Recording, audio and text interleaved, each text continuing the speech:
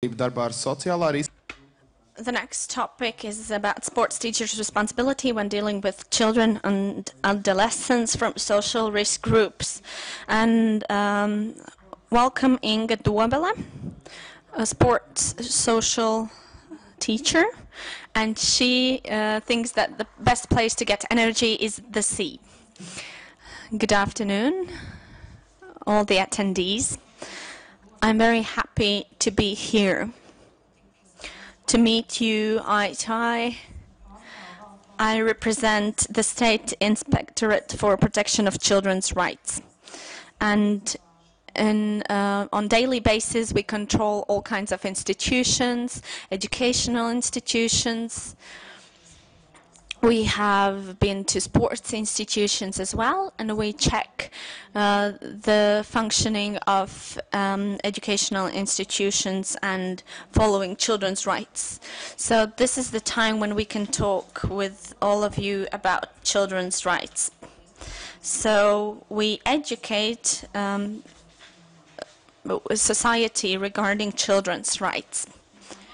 And my topic is sports teachers' responsibility when dealing with children and adolescents from social risk groups.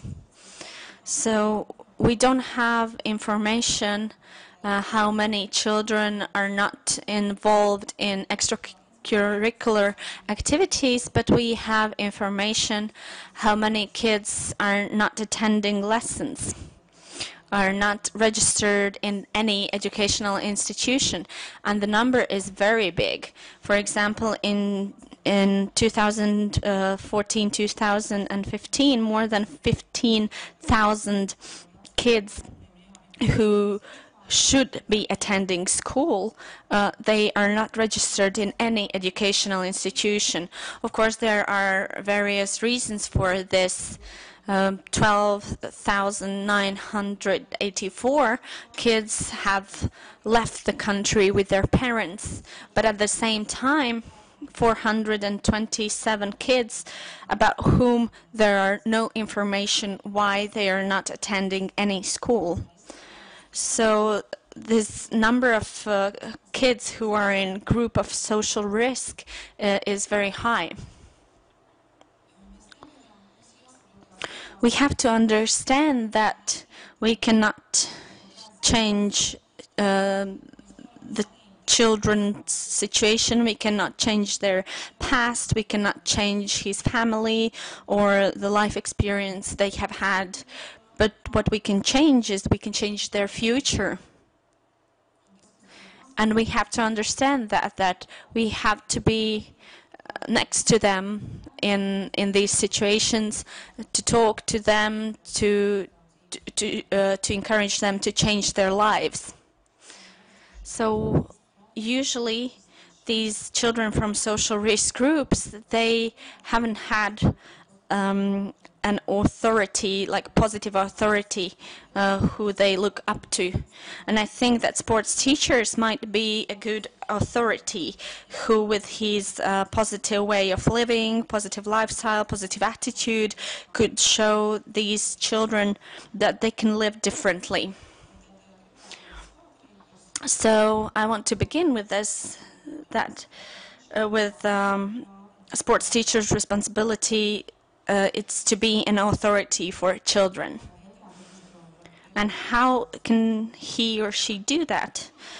The first thing is that you have to realize that these kids might have some behavioral problems, but if that child has started attending some practices, some sports activities, you have to be positive, and you have to indicate that this child has some behavioral problems.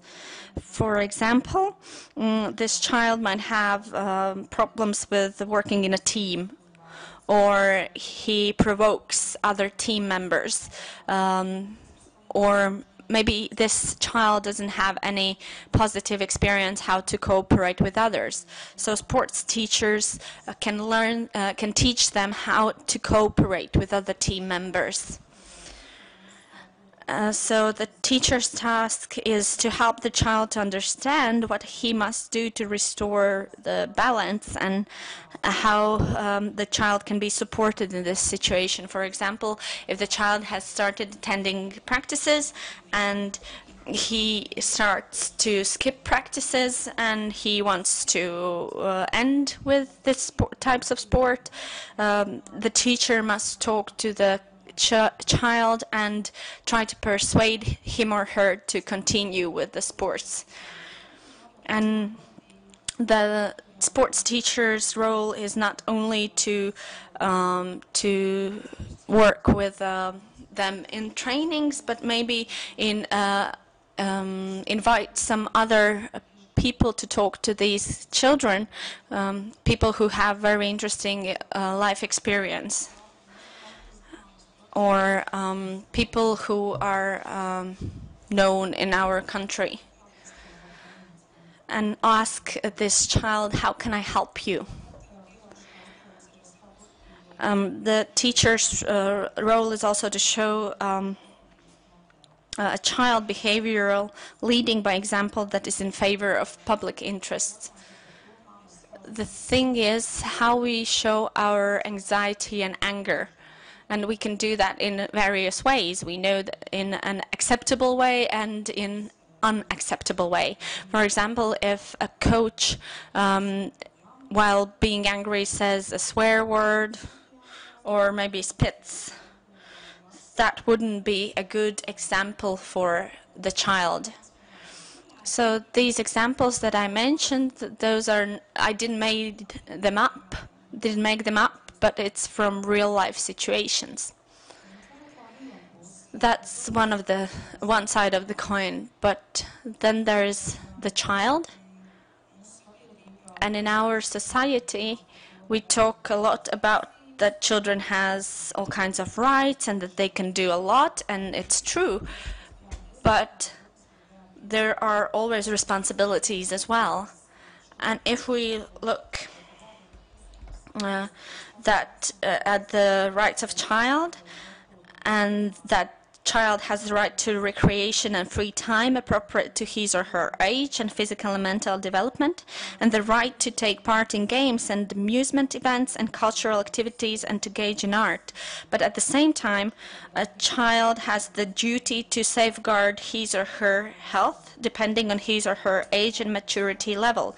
So basically, if kids say that they want to spend their free time just sitting in front of the computer, of course we need that for some kind of a development, but it has to be limited. He cannot sit in front of the computer for unlimited amount of hours.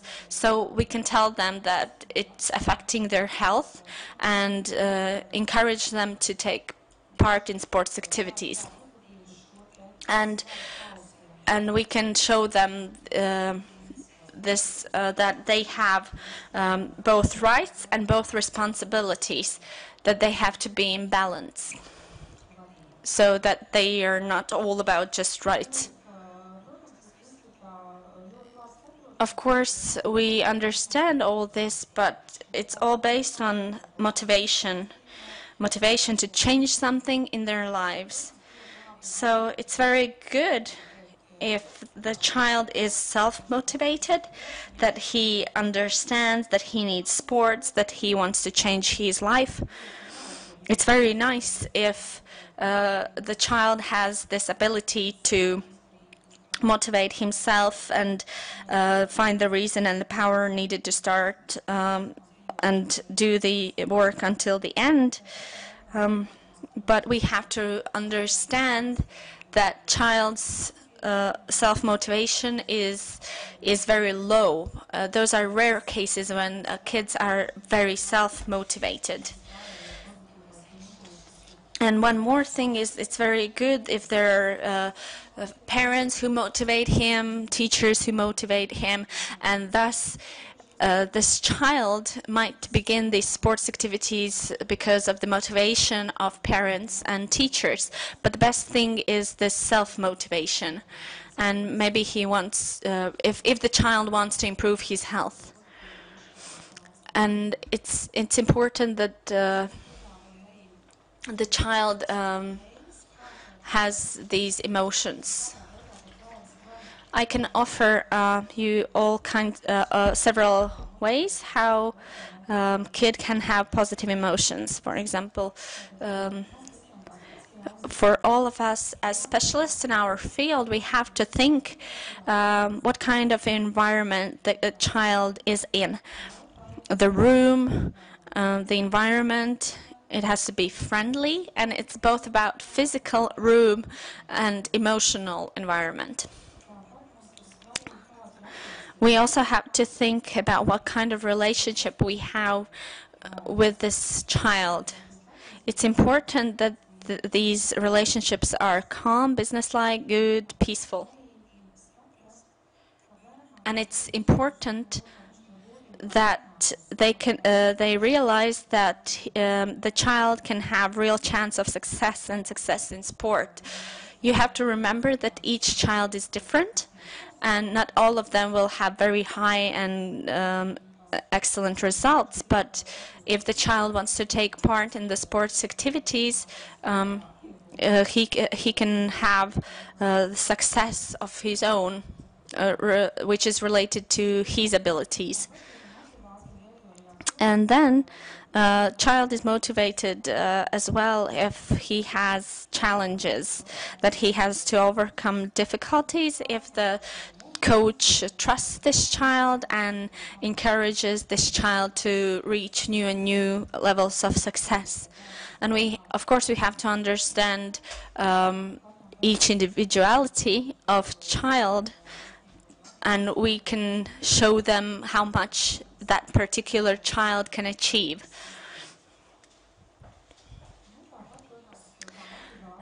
And motivation to do sports could be also because there is this chance of solving problems. For example, we talk about appearance, outlook, and we have talked in this conference that there are more and more overweight children, that they have health problems, and that they have problems with communicating with their peers. More and more kids are communicating online, and because that's more easier. And then they meet each other in sports activities or in school, and they are not very good at communicating verbally. But if they play floorball, football, or other team sports, they can build this communication bridge with others more easily. Of course, not all is based on just the child or the sports teacher, but you can see this cooperation triangle.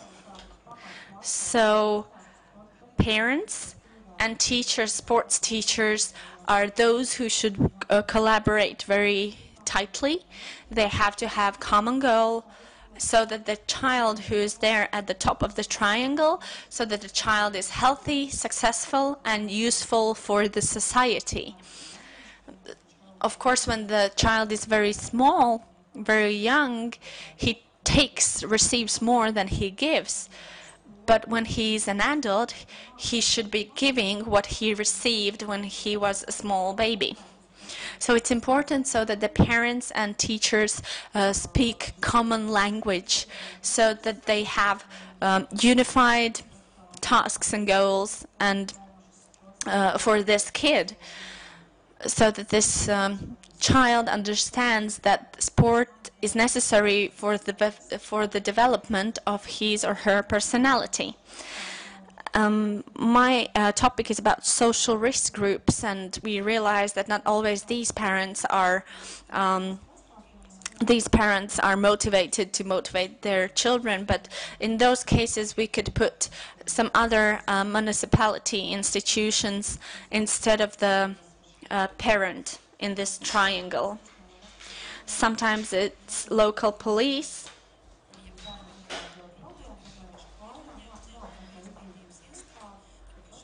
If the child has any problems, then the municipality social workers have to help this child. And of course there are programs that help these children from social risk groups.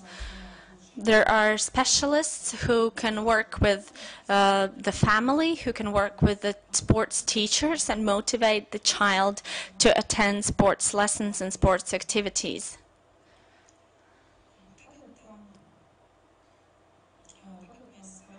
Now we will have a look at sports teachers' responsibilities. I must say that sports teachers' responsibilities are stated in the laws. There is protection of the rights of the child law, and that's the basis for my speech today. Of course, we also have Latvian Administrative Violations Code, and sports teachers might be punished for some illegal things. I'm not here to make you afraid or to scare you with all these laws, but we have seen that each of us need to be reminded what our responsibilities are. And in this case, the most important thing is the child. So, protection of the rights of the child, Section 9 states that a child shall not be treated cruelly, tortured, or physically punished, and his or her dignity and honor shall not be violated. But Section 72 says that managers and employees of educational institutions, as well as sports teachers, shall be liable for the protection of the health and life of the child, that the child be safe, that he or she is provided with qualified services, and that his or her other rights are observed.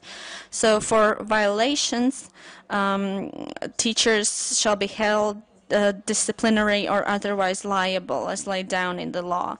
So then this as if punishment is stated in Latvian Administrative Violations Code. So in the case of physical or emotional child,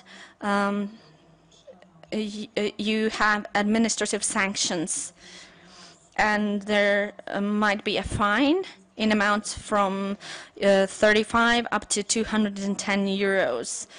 It's not so much about money, but if the teacher does something like this, he or she must understand that they won't be able to work anymore as teachers. Of course, in order for the sports teacher not to get that far,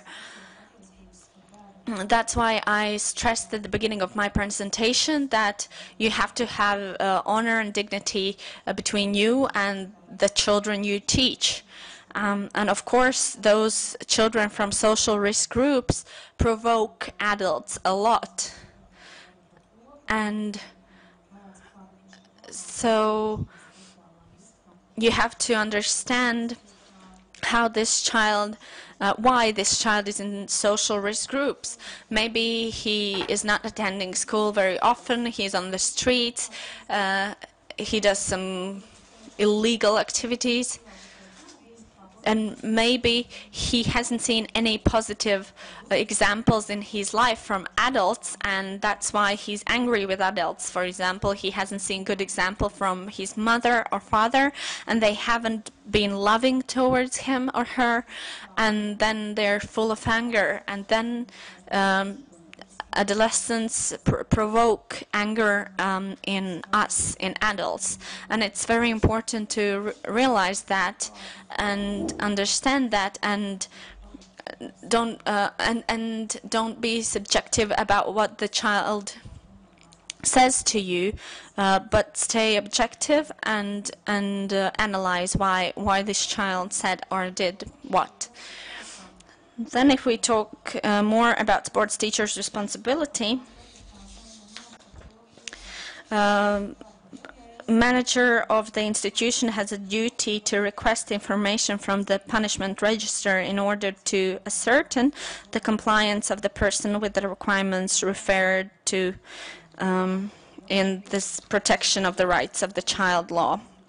So if the director receives an information that a sports teacher have been involved in some kind of violence or criminal offenses, that the sports teachers have been convicted of criminal offenses against morals and sexual inviolability, or this teacher has been in the court, and court has applied the compulsory measures of a medical nature laid down in the criminal law, then the teacher cannot work.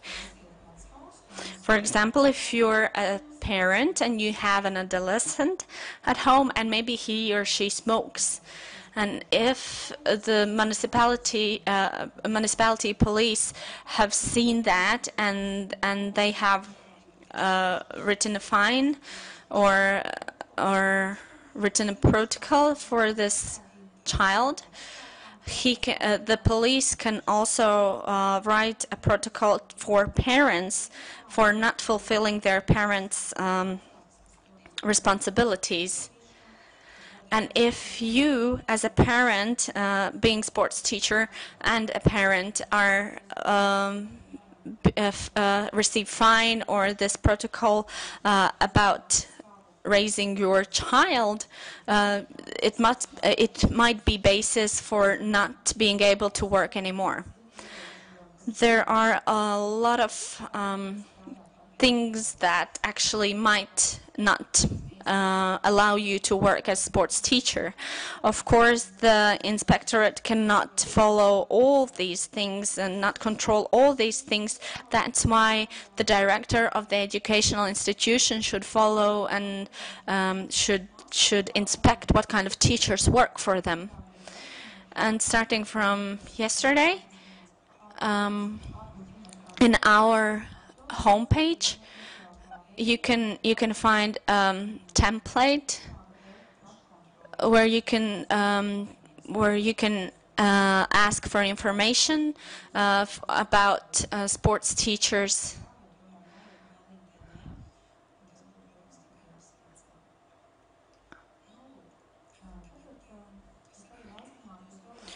I would like you to think about abuse towards children. There are situations in daily life when we abuse children when necessary, where it is not necessary, and sometimes we see abuse and think that it's okay. So emotional abuse. So the protection of the rights of the child law defines emotional abuse. It's the infringement of the self-respect of a child or psychological coercion, threatening him or her, swearing, humiliating him or her, abusing a relative of the child in his or her presence, or otherwise harming the emotional development. So, for example, if during the practice, not us, but other sports teachers, if they use swear words or words that harm the children's dignity, then we have to have a careful look whether it is or not emotional abuse. Sometimes we might threaten. We think that threatening will help, but actually we have to realize that that won't help, and that we have to show positive example of relationships, and that we shouldn't be using swear words or humiliate them. And usually I suggest that if you have any difficulties with kids' uprising or with discipline, let's think what would be helpful to us if we were that child. And then it's easier to solve this problem, this situation. I'm sure that none of you would like that someone would start disciplining you, or would show all your mistakes and start calling you names or start threatening. None of us would like to experience that. Oh, it wouldn't be pleasant for us as well. So we have to think what we tell them, what we tell children, what is pleasant and what is not. And then there is physical abuse, and the definition is as follows, that it's the application knowingly of such force that threatens the health or life of a child in connection with the child, or intentional exposing of the child to harmful factors, including tobacco smoke. I think there's no need for much explanation. What I want to add, that sports is very good, and I have practiced myself in childhood. I was swimming, and I still do that. But at the same time, what I see with my relative kids, kids of relatives, or if I listen to what people speak, we hear that they speak about sports and discipline. But what I have seen that to get better results, coaches use very bad words that might harm child's dignity. I'm not not always there's physical abuse, but I would like to say that sports teachers are very is like a risk group, that they might not follow these laws. And then I need to talk about parents as well, because they are responsible for their kids up till the child is 18 years old. And the lawful representative of the child until he or she is 18, those are parents. And the Protection of the Rights of the Child, Section 24, states that it is the duty of the parents of a child to prepare him or her for an independent life in society, as far as possible, respecting the individuality of the child and observing the abilities and wishes of the child. So, if the inspectorate has any information that sports teachers have not treated children appropriately, then usually those are parents who let us know that, and that's they're following their duties. So the parents are responsible for the child's health, and that children attend extracurricular activities as well. We have talked about responsibilities, and the next thing I would like to talk about is that there is need for internal rules of procedure, and they make your work easier. And it's not just a suggestion, but it's stated also in the law that the institutions which are educational institutions, or they are engaged in some activities with children, these institutions shall ensure the rights of the child within the scope of their competence as determined in their articles of association. So, to maintain the order in these institutions, you need to have internal procedural regulations.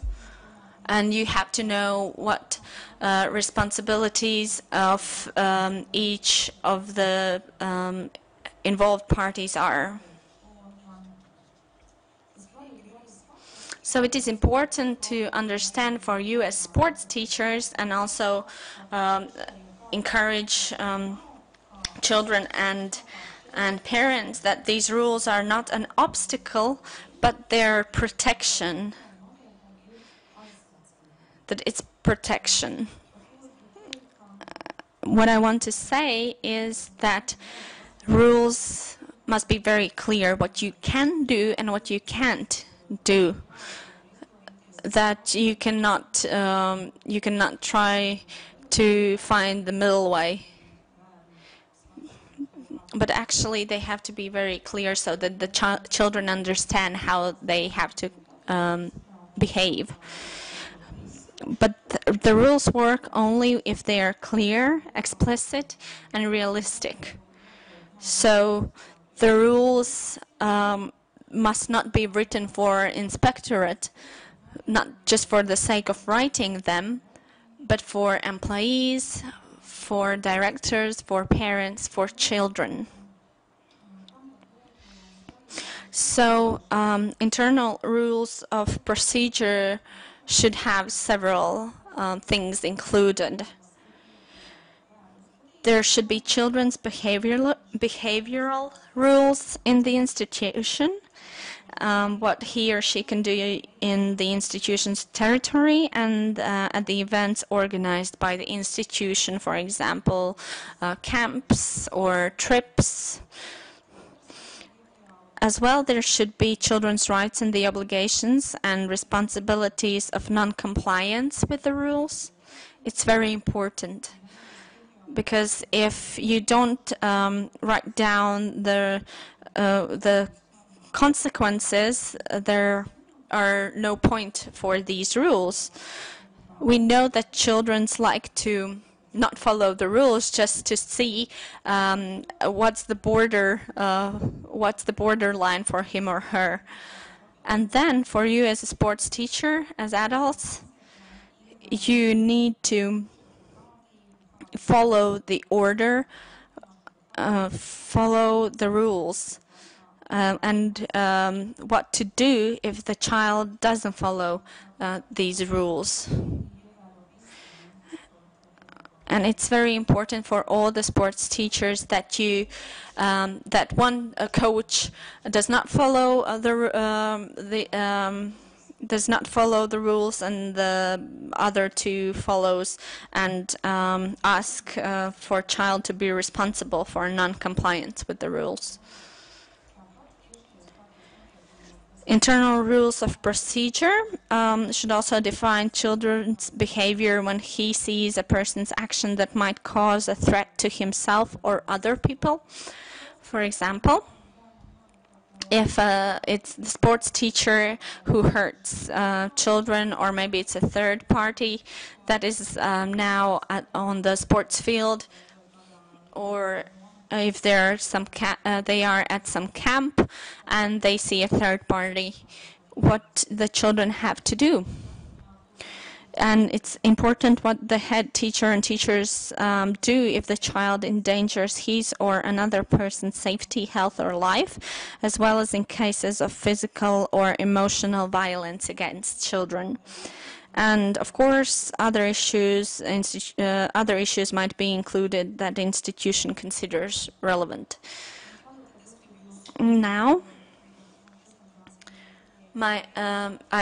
I'm getting close to the end.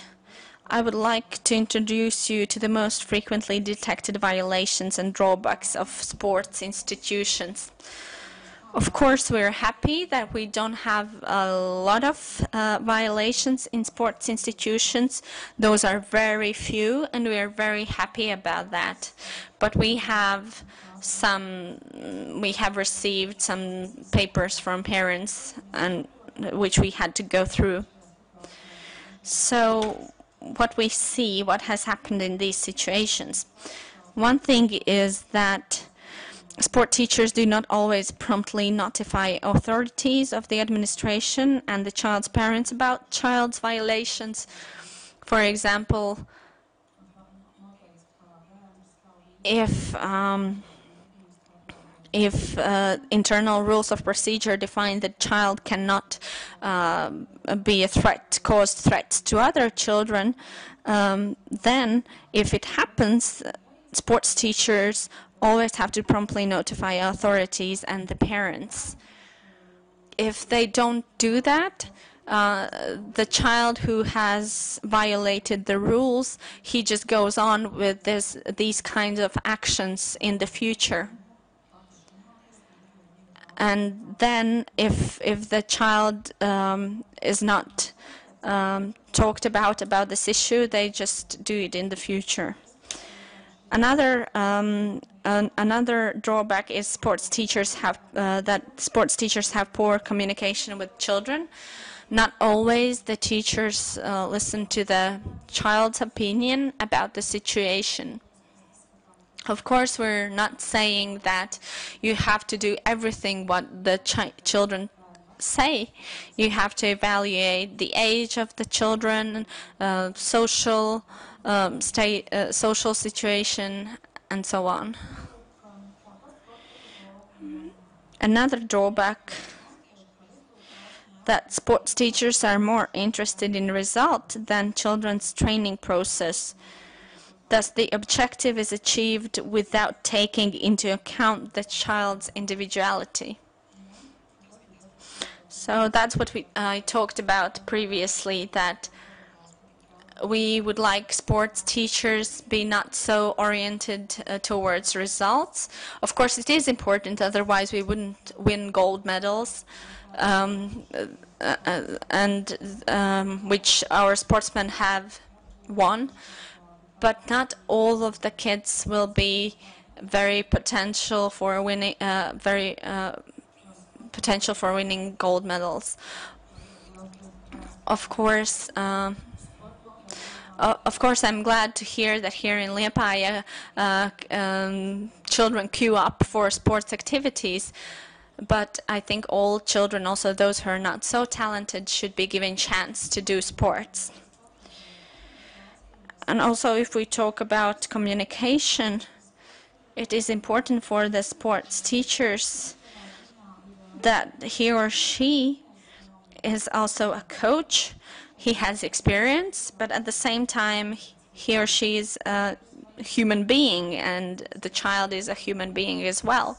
So you have to treat each other equally as equally important human beings. And we are cooperating in these trainings and practices. So coach is training and children follow the rules. So if you have this common empathy and your relationships are very good, the results will be higher. But if the child is afraid of the coach, then the results won't be so high. One more way to achieve, one more thing that we have seen as a drawback is that we have seen that sports teachers have used uncensored words and roughly treat children. So what are the recommended actions for sports teachers to avoid these kind of situations? What are the recommended actions? Inspectorate suggests to organize individual interviews with the child and his parents regarding the situation and do it in a timely manner. An accent here is put on individual interviews, individual meetings, not before or after the practice when all the other team members hear that, but organize this meeting individually with the child and his or her parents. If this situation, if this problem affects most of the team members, then you should organize a parents' meeting, and then you discuss this problem, and solution. It is suggested to write minutes of the meeting with parents to make sure that you follow the decisions that were made, so that there are no doubt about the things what you talked about. So write minutes of the meeting with parents, write everything down, and then you can follow the decisions made and the solutions discussed with the parents. One more thing that you can do, and what is suggested, that you educate yourself on psychological issues, that you learn about different ages of kids, what kind of problems they might have, what kind of communication skills you need, and we would like sports teachers to learn about ways how to cooperate and communicate with a group of social risk. At the end, of course, also we want you to achieve results and that your students have won medals. So I would like each of you to think, what can I do for a child to come to the trainings regularly and reach the goal? So what is the right way to talk to this child, how to motivate this child, and how to believe in this child that he or she can improve his behavioral conduct and improve the results in sports? And think, what is my role in working with children who tend to unjustifiably impede trainings, or those enter the trainings and leaving the trainings quickly? Maybe talking to parents would help. Of course, that's voluntary thing to do, and that is the reason why sometimes children lack motivation to do something, because it's all voluntary. Some of them go to sports activities and some of them don't, but those who attend are usually more healthy and happy. And from time to time, look at yourself and think, am I acting professionally as a sports teacher? Is there anything that I could do differently? And of course, none of us would like to see sports teachers not following the rules and the laws. So look at yourself as a professional. Very often, in our professional work, we become very subjective. That's normal. Of course, we do that. But on the other hand, if we are coaches, then we are professionals.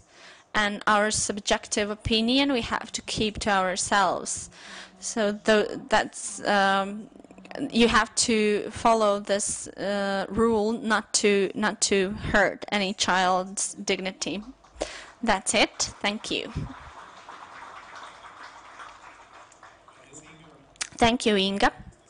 Maybe you won't like what I said, but when I was younger, I played hockey. For 1 year, I had a coach. On one hand, from one point of view, I support the way he coached us. You might not like those practices.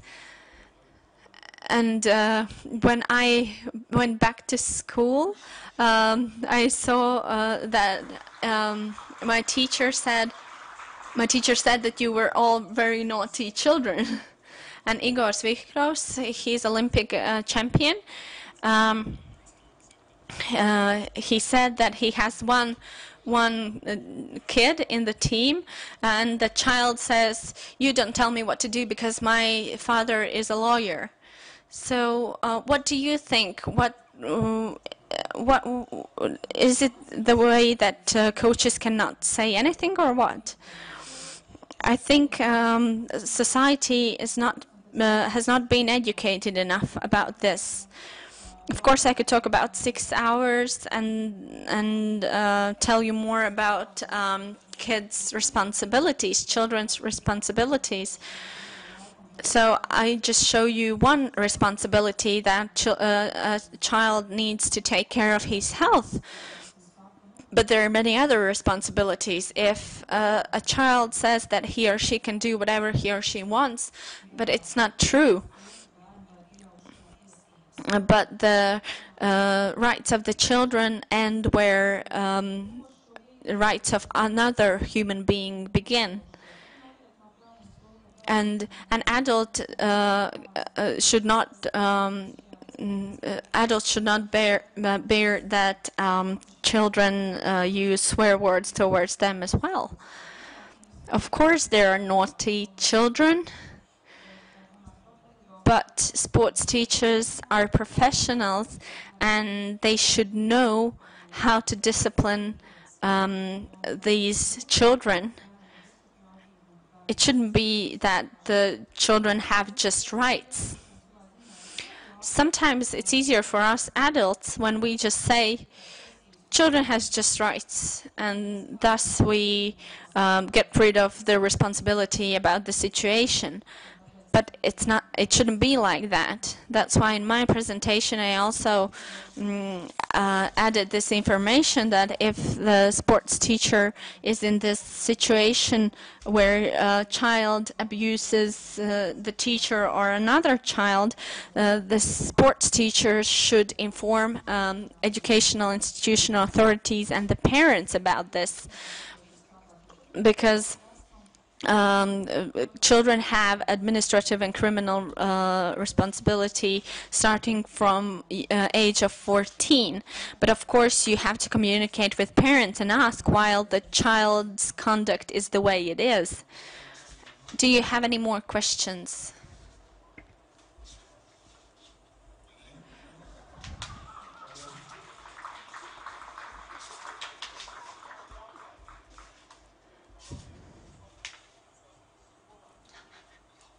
Have you ever been in a real lesson in your life? Have you attended?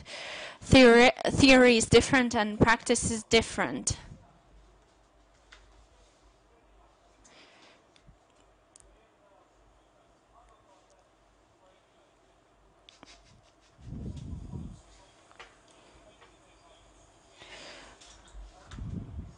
I would like to see you to work with a team where you have some very some kids who say that my father is this, my mother is that, and then you have to make them work in that practice anyway. How to do that?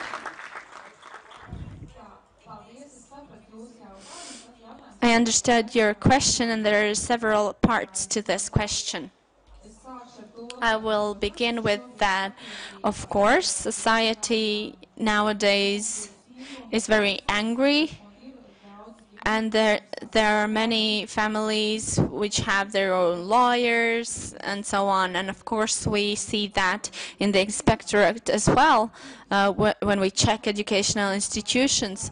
But we cannot blame children for this. Those are adults who have started involving lawyers, etc. Yes, I have worked in school. I have worked 7 years in educational institution.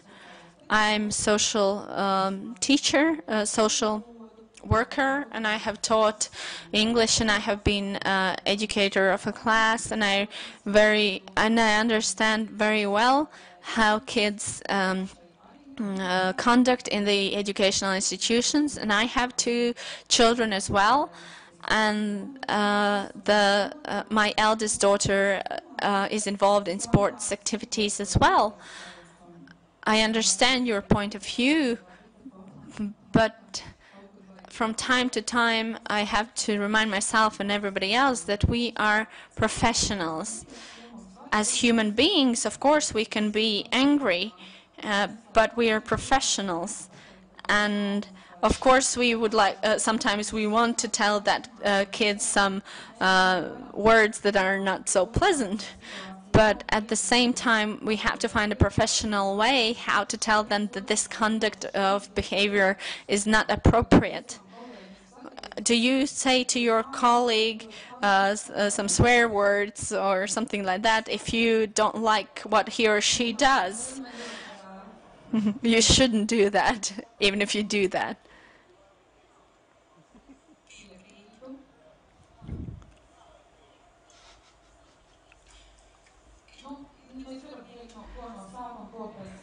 We cannot say what is more important, responsibilities or rights, but they should be in balance.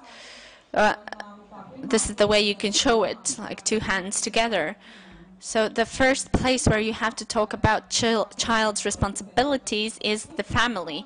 The family needs to teach the child how to take care of their appearance, how to clean the room, wash the dishes.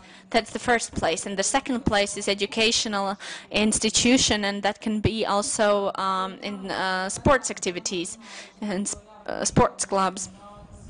If parents don't talk about that with their children, then you must do that. That's your right and your responsibility to do that. Of course, parents can be punished for not following their responsibilities as a parent.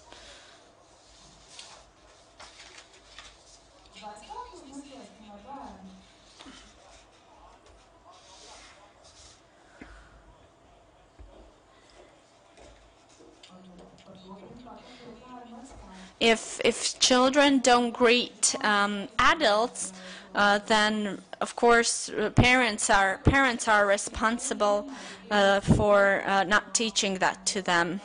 Of course, this topic is very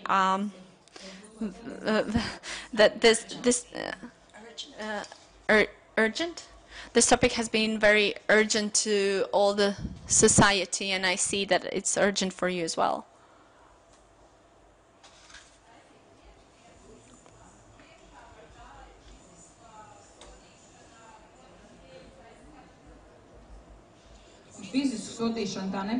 If you ask children to do squats for not being at good behavior, it's not physical abuse. If a child is late for the practice, he or she has to have some kind of consequences. For example, if you tell children to do squats for being late, you have to write that into your internal code of conduct, and if parents accept that and children accept that, then it's okay.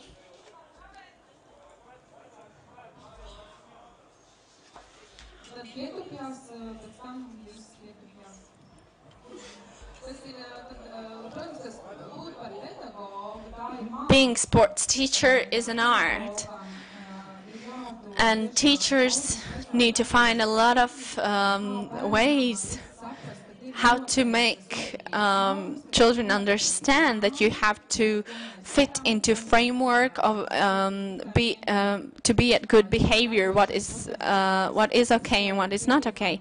And I hope you're very creative that you're very creative, but that you don't abuse children emotionally or physically with your disciplinary actions. Why is it beneficial to put disciplinary action on children? You always have to think about that.